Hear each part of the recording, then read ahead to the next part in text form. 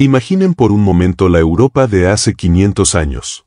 Un continente que salía de la Edad Media y entraba en una nueva era de descubrimientos y cambios monumentales. Pero bajo la superficie de este renacimiento y esta reforma, un miedo antiguo y profundo comenzaba a supurar. Un miedo susurrado en los sermones, confesado en la oscuridad y gritado en las salas de tortura. Era el miedo a la brujería. Entre los siglos XV y XVIII, Europa y sus colonias americanas fueron consumidas por una fiebre paranoica que hoy conocemos como la Gran Caza de Brujas. No fue un fenómeno puramente medieval, como a menudo se cree. Fue una catástrofe de la modernidad temprana, una tormenta perfecta de ansiedad religiosa, agitación social, oportunismo político y una misoginia tan profunda que se codificó en la ley y se santificó desde el púlpito. Este no es un relato de sombreros puntiagudos y escobas voladoras. Es la historia de cómo decenas de miles de personas, en su inmensa mayoría mujeres, fueron sistemáticamente acusadas, torturadas y ejecutadas por un crimen imposible. Para entender cómo pudo ocurrir, debemos desentrañar las raíces de este miedo y seguir el rastro de la sangre hasta la hoguera. La base de la caza de brujas se construyó sobre un cambio teológico fundamental.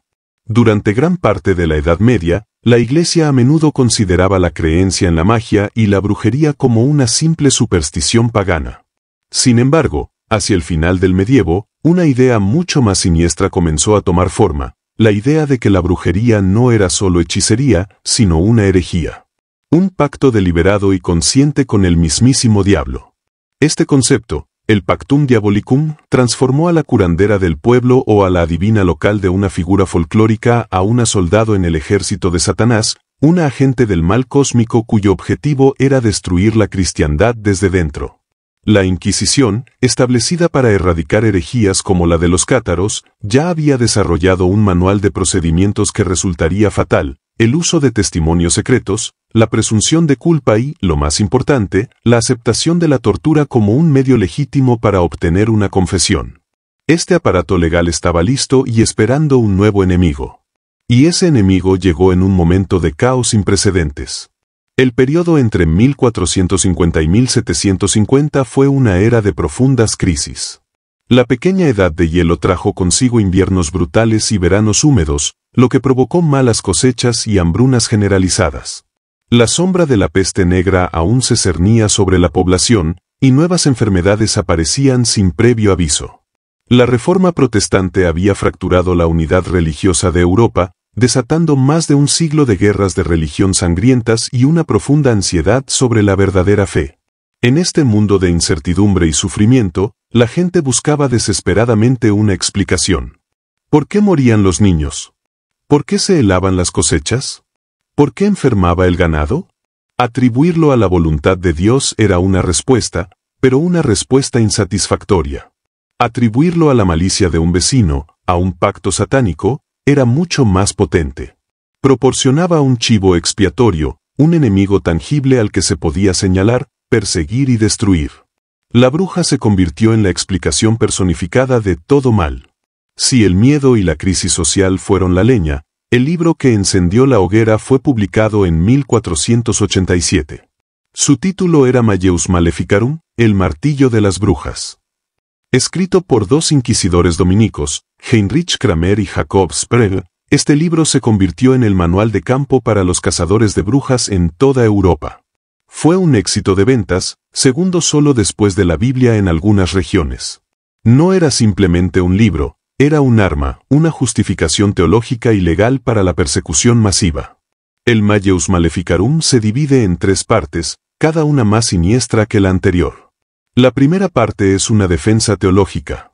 Argumenta con vehemencia que la brujería es real, que dudar de su existencia es en sí mismo una herejía.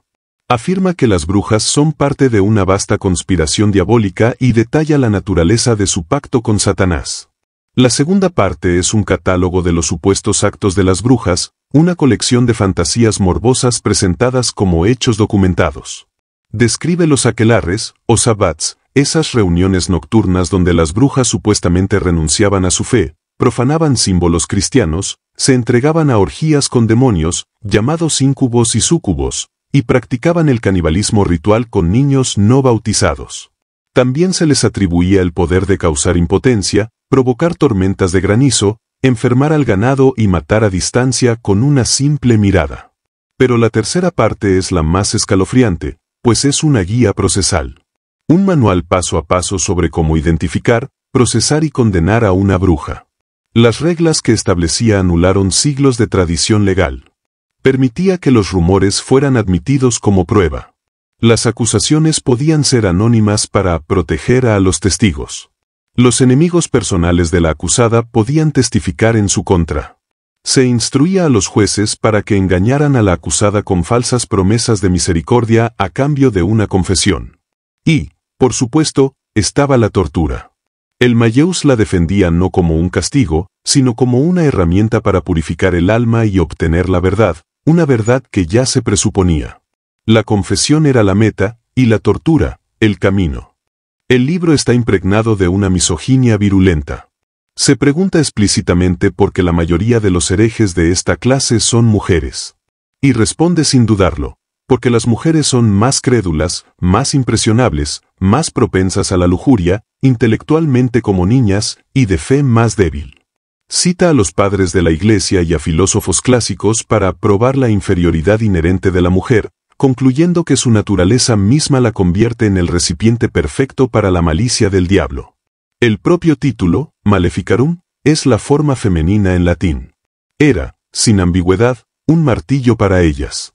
Con este manual en mano, la maquinaria de la casa se puso en marcha por toda Europa, especialmente en el corazón del Sacro Imperio Romano Germánico, en lo que hoy es Alemania, Suiza, Austria y Francia. Todo comenzaba con una acusación.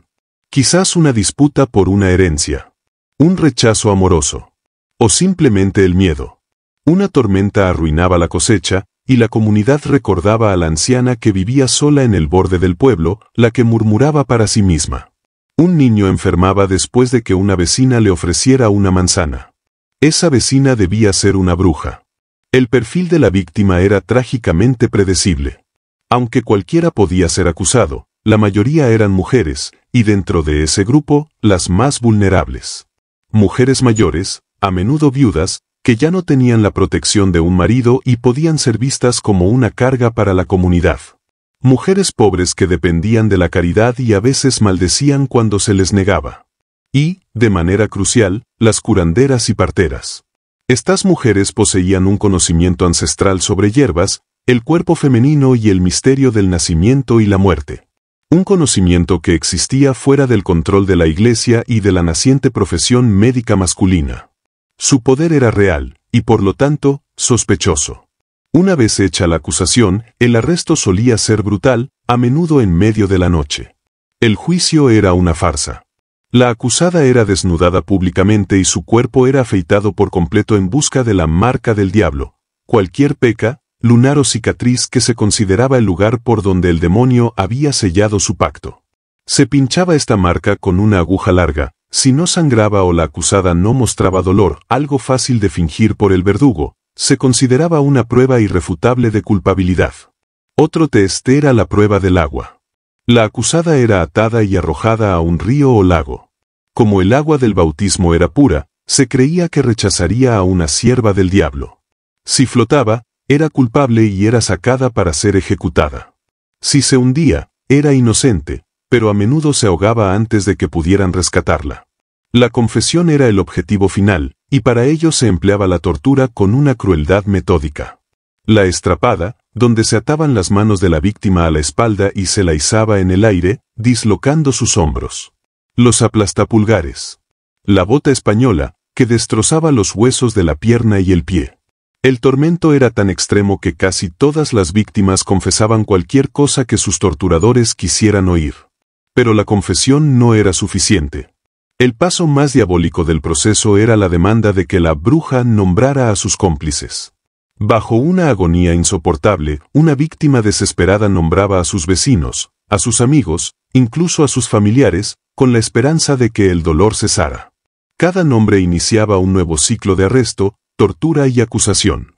Así, una sola denuncia podía desencadenar una reacción en cadena, una histeria masiva que consumía pueblos enteros, como ocurrió en las infames casas de brujas de Treveris, Fulda y Wurzburgo, donde cientos de personas fueron quemadas en pocos años. La ejecución era un espectáculo público, un ritual de purificación para la comunidad. En la Europa continental, el método preferido era la hoguera. La víctima era atada a un poste, rodeada de leña, y quemada viva. En Inglaterra y sus colonias, como Salem, el método más común era la horca. La muerte era una advertencia para todos los presentes. ¿Por qué se detuvo esta locura? No hubo un único motivo, sino un lento cambio de mentalidad. La Ilustración, con su énfasis en la razón, el escepticismo y la ciencia, comenzó a ofrecer explicaciones naturales para los fenómenos que antes se atribuían a la magia.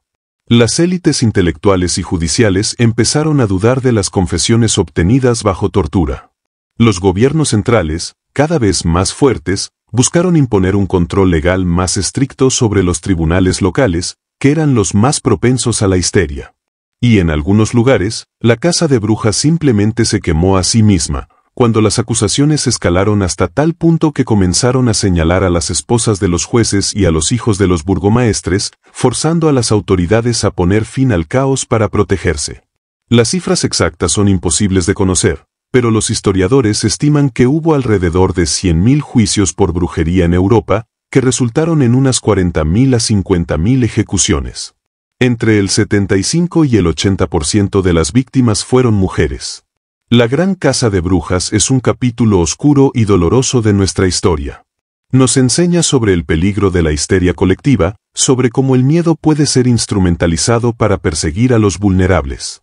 Nos muestra las consecuencias mortales de la intolerancia religiosa, sobre todo, de la misoginia institucionalizada. Recordar a las víctimas de la Casa de Brujas es nuestro deber. No como las caricaturas que la cultura popular ha creado, sino como lo que realmente fueron, personas. Madres, hijas, hermanas.